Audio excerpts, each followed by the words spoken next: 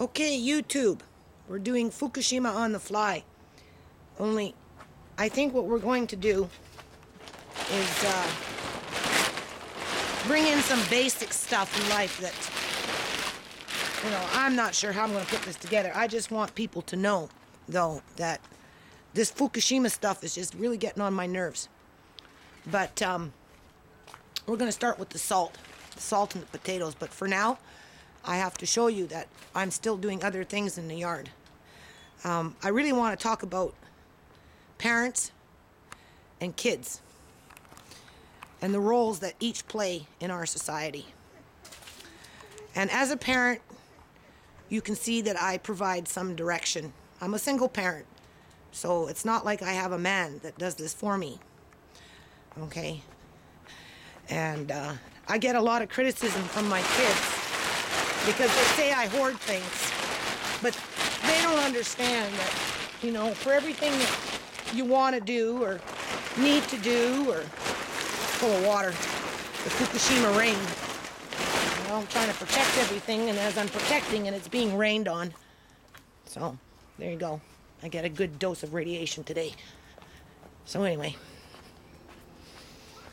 I, 100 and maybe 2-pound woman, dug 1, 2, and then I took an old bed frame and I cemented that into the ground.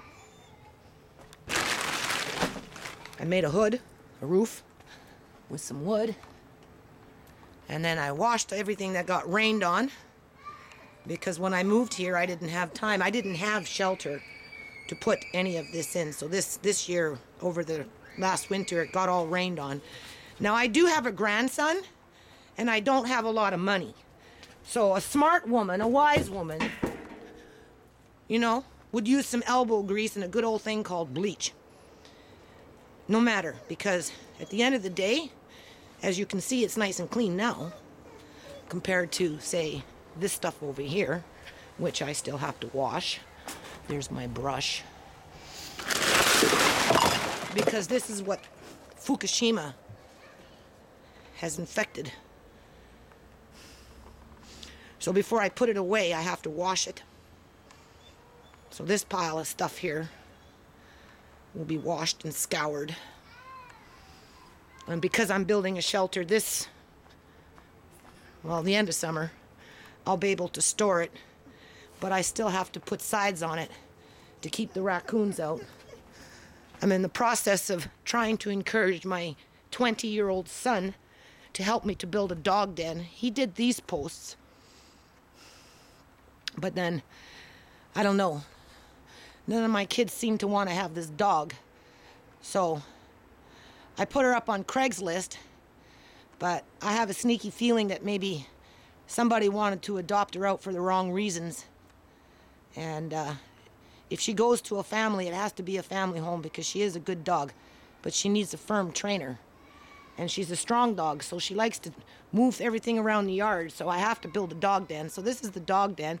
This was part of it over here, but I got into an argument with my son over this part over here, and then he kind of turned around and took some of his anger out on that, which is fine. It's only wood, better that than anything else.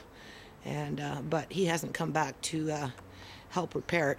So I bought the tools. We can cut the wire, but I'm really not strong enough to lift the wire, although it may come to that, because if you wait for people to do it for you, it doesn't get done. So, I guess that's what parents come in, right? Parents are supposed to show leadership. So my leadership is, here's a sandbox that, has been sitting out in the rain and it's been rained on since God knows when. So I got to get the old bleach and the bucket and the rags and the scrub brush and spray it down and wash it and everything else. And then maybe next year, it has a cover too, and then maybe next year I'll put some sand in it, and my little grandson can play in that. That would be nice. Yeah, so, this is what I have to do before the end of October at least, before winter really sets in. So this is a couple days work. And then what I'm putting in here, after I clean this all out and move it out, I've got wood on the other side of my yard that I'm going to be stacking up on here. So I bought a chainsaw, and I got axe, I got all that stuff that you're supposed to need. Actually, Craigslist, good. It's actually a pretty good little site. I went under the free section, and I got free river rocks. So all I had to do was just go drive and load them up in my car. I still got about I got more than half in my car, and some in my front yard. But these are river rocks that somebody didn't want in their yard anymore, so I gathered those up and brought them here. So what we're going to be putting here is a little bit of a fire pit for the kids, so that they can, do YouTube, and we'll talk about things and do things, and I'm going to put it right here. And they can roast a marshmallow or have a hot dog. And I got some nice cooking pots that I picked up from Value Village, cast iron, that will specifically be used for cooking some of the food that I'm dehydrating in case of the event of hydro goes out and there's no water and there's none of this stuff. So all in all, even though this is just one big pile of mess right now and I'm not getting a lot of help with it, as a parent with children that like to talk about their mother and how she is such a bad person because she hoards rocks. They don't see the vision behind the rocks. They don't understand that if you don't lift the rock and exercise the mind and exercise the arms and make the effort to make the pit, you're not going to be able to roast a hot dog. They expect to roast a hot dog when it's dinner time. Okay, so anyway, back to Fukushima. So Fukushima, my lesson on Fukushima, I think the biggest lesson, the number one lesson, is be prepared before it happens. Because that's what really took me off of guard. I know in the 1960s, people talked more about, let's zoom in on these rocks. People talked more about nuclear power, and there was more preparation like that and that kind of stuff in the school. Some of them we can actually paint and make little turtles and stuff like that. So, but for a long time, it just kind of went under the radar.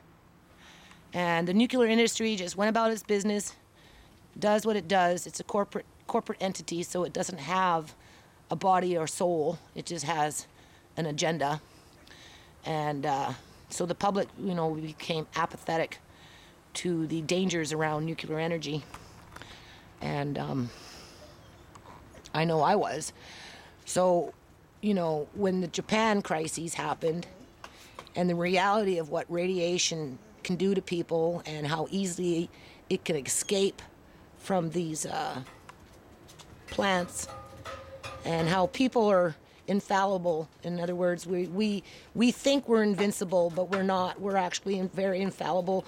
We're very, we can die in a split second. Our lives can change in a split second. One day we can be rich, the next day we can be poor. We think we have hydro one day, next day we don't. One day we think we have a home, and the next day we find when we don't. So therefore we're very infallible. So when the radiation escaped, and of course the majority of the public, quiet! Of course the majority of the public wasn't informed. It became a media blackout. Be quiet! It became a media blackout, and for anyone that really wanted to do the research, our only resources was basically the internet, and so from that point forward, because I do have a responsibility of a very large family, even though everybody in the house wants to be independent and feels that they don't have to contribute, at the end of the day, I'm the one that has to organize the backyard, and if I'm not going to get the full help that it requires to actually make it a nice backyard, I'm going to have to find the time to come in here and do it for myself so that my family can have at least some form of normality in their life, so that they can learn and then pass it on to the next generation, pass it on to their children. What are you doing? I am doing my YouTube series, and I'm talking about kids and their responsibilities towards their parents, and I'm talking about parents and their responsibilities towards their kids. I'm talking about Fukushima and how you should be prepared for Fukushima accidents and radiation, and not after the fact, because it takes way too long to prepare for after the fact. I'm talking about how I'm washing things that have been rained on that has Fukushima radiation on it. But at the end of the day, if we want to have a fire pit out here, somebody has to come out here and do the work. Now, I'm not saying that I did this all by myself, because I didn't. Of course, my children do come out from time to time and they help me. Obviously, my son, he dug some posts there and he got it ready. But at the end of the day, I'm not strong enough to take the frickin' fence, line it up, I bought the nails, or the right kind of hooks or whatever, I've got the hammer, right? I bought the chainsaw, I got the right kind of clippers, but at the end of the day, I'm only a 100-pound woman. When I have a 210, 220-pound son that's like over 6 feet, it'd take him not even half the amount of time that it would take me in terms of days. So, but it's partly there. I didn't move all this wood by myself, so I'm not trying to take all the credit, okay? Sure, my kids helped move, but when it came time to carry on with the mission so that we can all enjoy the backyard, I'm finding myself out here struggling. Well, at the same point, and same time, they're saying, well, you harm things. Well, you harm, just get rid of it. It's easy to get rid of it. Yeah, well, it's easy to get rid of it, but when you need to replace it, did you forget? I don't have a lot of money. It's called, save what you have and work with what you have. And so, a little bit of elbow grease, a brush and some bleach. Be quiet. This dog is still up for adoption. Quiet! Now, is there radiation on that? Shut up!